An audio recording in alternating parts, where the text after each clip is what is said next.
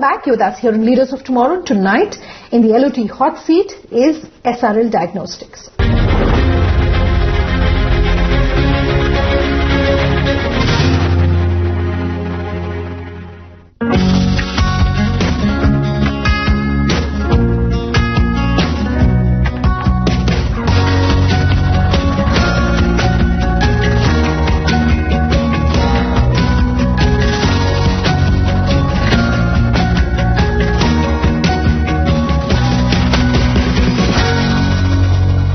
What has that initial period of growth been like for you? Thank you, Sunanda. Thank you for having me on this show.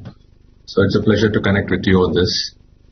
So we talk about the journey in sense of SRL Diagnostics. SRL Diagnostics has been around for about 26 years now. It's one of the first corporate diagnostic companies in the country. It was started in 1995. So and what we have seen is the various trends in the industry has been through we have seen that happen in SRL as well. So whether it is the changes in technology, whether it is in the adopting new changes in digital, so the patient awareness, the patient behavior changes, all that we have gone through. So I joined SRL about 2 years back as CEO. So I have been in this industry for the last 25 years. So I have seen the growth of this industry as well over these many years. So from what we have seen as small mom and pop stores across the country.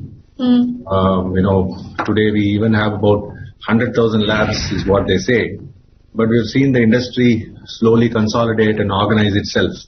So today we have about 16% of the overall market being with the organized sector, which means that there is still a lot of scope for growth and there's a lot of scope for improvement in things. So that consolidation is continuously happening. The market size is also growing, and it's been a good learning and growing curve for everyone in this industry. My second question to you, and let's dive right in and talk about some of the key trends that we are seeing as far as the diagnostic space is concerned and all the changes that we're seeing. And first and foremost, I want to talk about the role of digital technology when it comes to the diagnostic space. And I think the pandemic has really brought home why it is so important to have digital in the space of healthcare and pharma and wellness, and including, of course, the diagnostic space. So first and foremost, just give us a pre-pandemic and then a post-pandemic picture of how things have changed as far as digital technology and digital health awareness is concerned. Right. That's a very, very important and relevant question that you've asked now. So as you know, this pandemic has really fast-tracked the digital transformation across various industries, especially any industry that has a customer contact. As you know, healthcare is all about contact.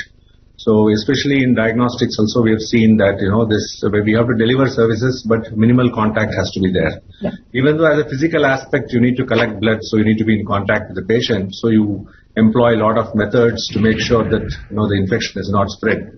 But at the same time, being on the forefront as COVID warriors, diagnostics being the first line of defense, test, track, treat policies and all that came about. So it sort of put the industry in the forefront as a frontline warrior for COVID.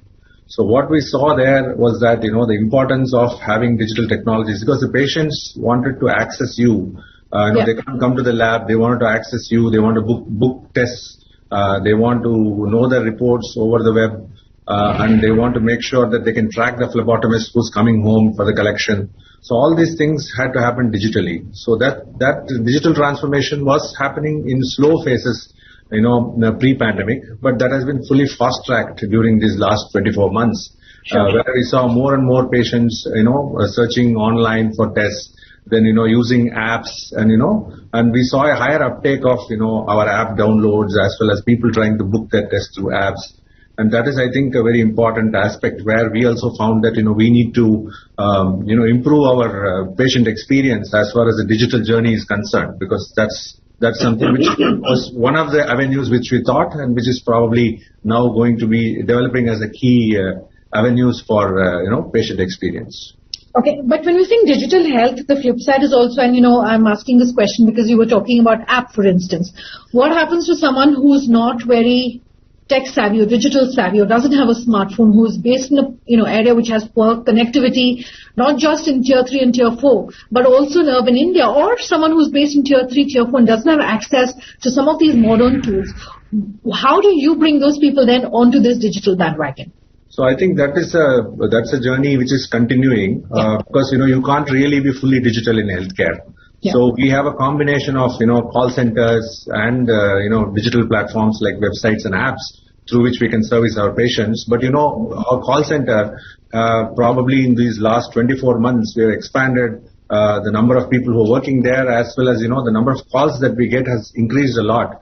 It's not that people only access through digital, but we also get people who call us for home visits, call us for booking tests, and we have a network of centers across the country through which we are able to service these people. So it's not that the entire thing is entirely on the digital platforms. We also have a combination of physical and digital. So it's more about improving the omni-channel experience for the patient, which happens through adapting these new technologies. The second big trend that I want to talk about in the field of diagnostics and also healthcare to some extent, again thanks to the pandemic, is at-home services, at-home care, at-home testing, at-home vaccinations. So much of it has the medical and the healthcare industry has been forced to innovate and really come up with solutions as far as at-home services are concerned. Just talk to us about this trend. How did you perhaps prepare for that? How did you train your staff? What is the industry preparedness really of diagnostic chains and of the healthcare industry to be able to provide these at-home services?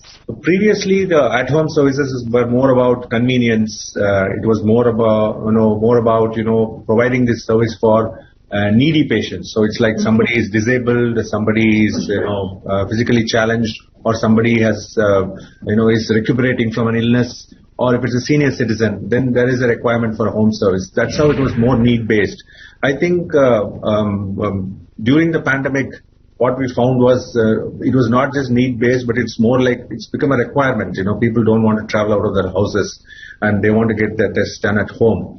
So it's not just about tests, it's about services like, you want to have some nursing services, you wanted to take care of some patients. So there are oncology patients, patients who are transplant, post-transplant patients who could not be exposed, who could not travel outside. So there were a lot of healthcare related services that were moving home. And, all companies, all hospital chains, as well as large laboratories adapted to this change, by having their own teams who can manage this. If you take SRL Diagnostics, for example, we had only about 300 phlebotomists who were doing home service, pre-pandemic. So, but then post-pandemic, what we found was this number almost went 3 times more.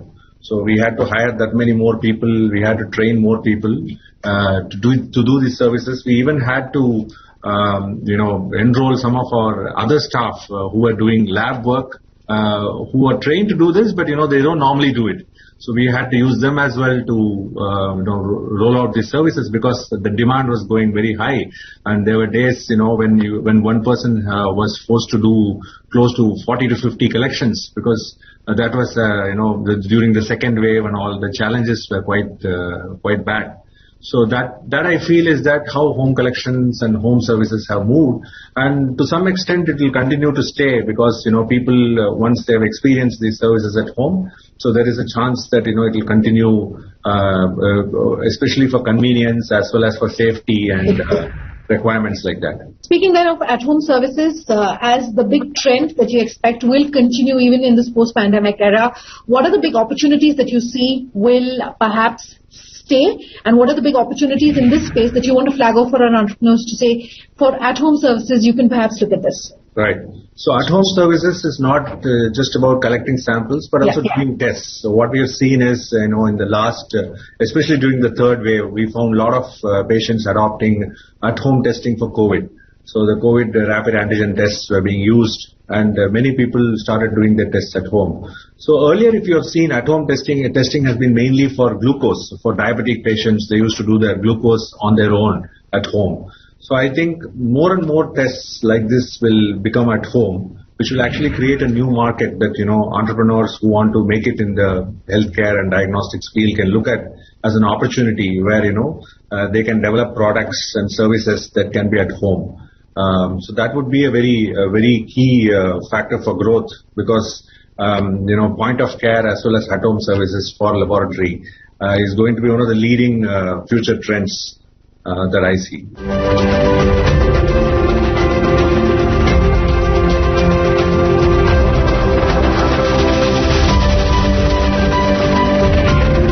Completely out of time on tonight's episode. Our details on your screens as we speak, including that WhatsApp number where you can just send us a quick message and we'll get in touch with you. Thanks for watching. Have a good night.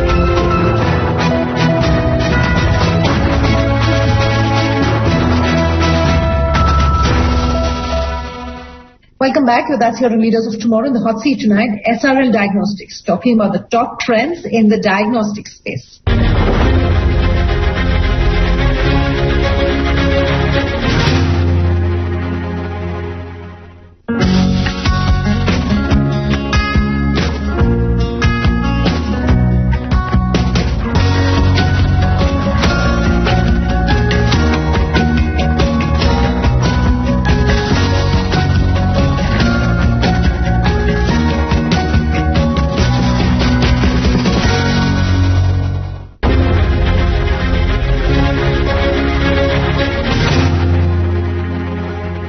Thank you so much for taking the time to speak to us here on the Leaders of Tomorrow, to really run us through some of the big ticket changes that we have seen, talking about the big trends that we are expecting that we will see when it comes to the diagnostic space post-pandemic, is what's going on as far as quality is concerned. Would you say that the people that you are working with have become more quality conscious, consumers have become more quality conscious? And if that is so, what about the public healthcare system? So, in terms of quality consciousness, quality is a very loaded word, in terms of healthcare. So, because it's the tangibility of quality is very low as far as healthcare is concerned. It's more about experience. So, what we found during the pandemic was that more and more people started understanding what is called an NABL accredited lab. What is an ICMR approved lab? So they started, interacting with labs and their accreditation norms and their quality protocols, and they're seeing a report which probably has a QR code, which has certain protocols, certain conditions, all that they're seeing. Because we found that, almost 50% of the people who have taken this COVID test have not gone to a lab in the last 10 years. Last 10 years, they've never visited a lab for a test because they've been apparently healthy. So that has created a lot of exposure. Otherwise, anybody would walk into any neighborhood lab for any of their routine test requirements. Nobody really cares about. It was more of a commoditized kind of a service. And this has created a big awareness about quality, and now people are looking, after this, they're looking for safety, they're looking for hygiene, so they're looking for, these quality accreditations, whether the lab is NABL accredited, CAP accredited, or whether there are some, protocols in place. So all this, people have become aware, and that has actually set the balls rolling in terms of consolidating the industry as well. So we can see that either, the smaller players have to upgrade their services, upgrade their systems to improve the quality, or they'll have to merge with larger players. Yeah. And when you talk about public health, yes, the same expectations would come out of public health systems as well. And we are seeing that, public health systems also are ramping up their quality protocols and safety norms, because what we have seen during the COVID also, that many of the public hospitals which have been open as COVID care centers, people have talked about them being exceptionally clean, the safety protocols being followed very meticulously. So which was something which was unheard of earlier. We used to think of public health centers or hospitals as, dirty places, where, there would not be any semblance of hygiene. So, but that has changed. So this has also created a, improvement of standards in public health systems as well.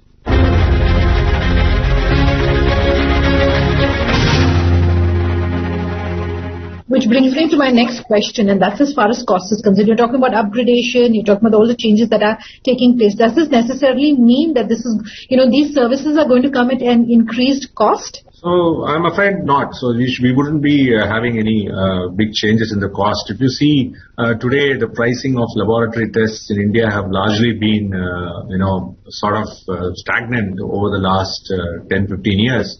And we will also note that in the private healthcare system today, our costs are 1/5 of the costs which are there in the US, and even 1/10 of the costs that are there in the UK. So that means that, we are already a very a model which is very, very economical model for healthcare that we already have in place. And what we need to also understand is that, 85% of the equipment and reagents that we use in the labs are all imported. So if what we have seen during the pandemic is, ICMR promoting Atmanirbhar, and, we have seen more and more local production of, COVID-19 test kits being made in India and then being authorized by ICMR, real quick in terms of emergency use authorizations and all that. So what I feel is that this should be a trend, and we should start manufacturing more kits and more reagents and more equipment for healthcare and for diagnostics within India, so which will probably help us in further managing these costs and ensuring that, we provide best services at the most affordable costs for our patients.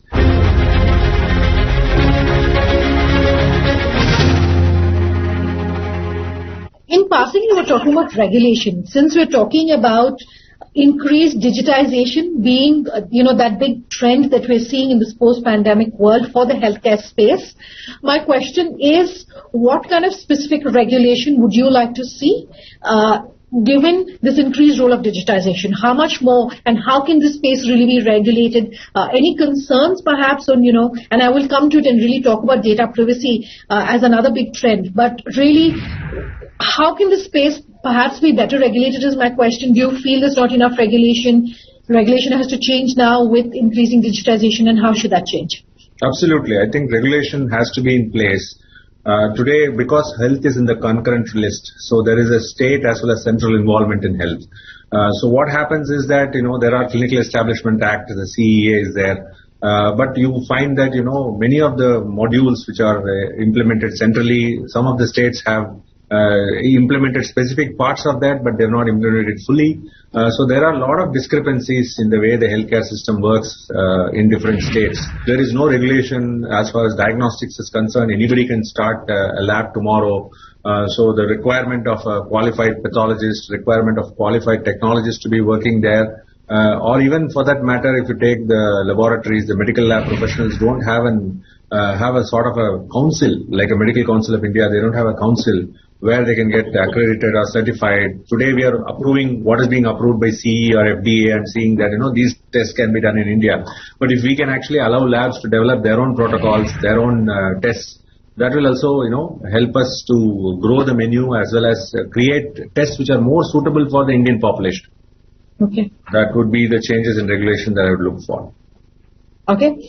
Another big trend that I want to discuss with you today, Anand, is not just digital health, but just the role of technology when it comes to the healthcare and the diagnostic space in the country. And under that, since we're speaking of regulation, actually just tying back to that point, do you think having this digital ID will perhaps make it easier for the healthcare system, make it easier to be accessing some of the benefits of the healthcare system? What do you think? I think this digital health ID by the Ayushman Bharat digital is a very important step towards digitalization across across India, and creating this digital India, digital health kind of systems. It's like it is something which we want to see it as a UPI moment for healthcare. Of creating a universal health interface kind of a thing.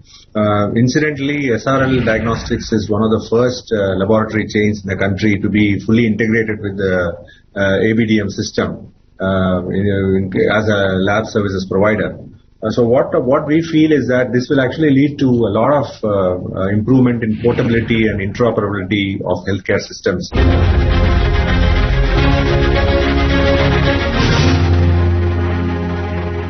All right. Thank you for your time. Thank you, Sunanda. It's a pleasure. Completely out of time on tonight's episode. Thank you so much for watching.